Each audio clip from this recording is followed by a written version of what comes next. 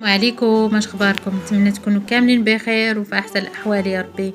مرحبا بكم في قناتي وقناتكم اخبار مشاهير مع كريمه. فمن بعد الوفاه ديال ايمان تسونامي مسكينه، الله يرحمها والله يغفر ليها والله يصبر بنيتها وعائلتها على فراقها.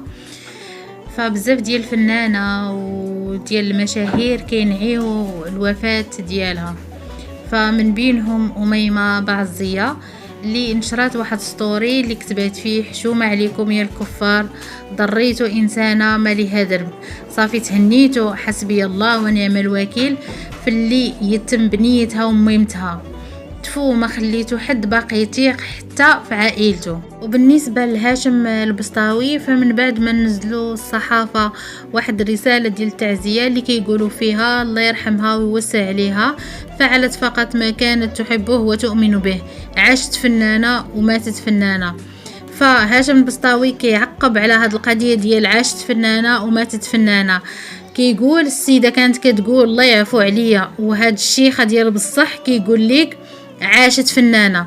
الله يرحمك اختي ايمان، كانت نيتك هي العفو والهدايه، ديما كنسمعك كتقوليها.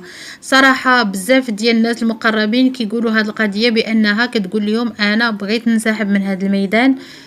فالله يرحمها والله يغفر ليها، ونتمنى والله يقبل ليها توبتها، هي كتسال منا دابا فقط الدعاء، والله يصبر بنيتها وعائلتها. السلام عليكم، تلاقاو في فيديو جديد ان شاء الله، مع السلامه.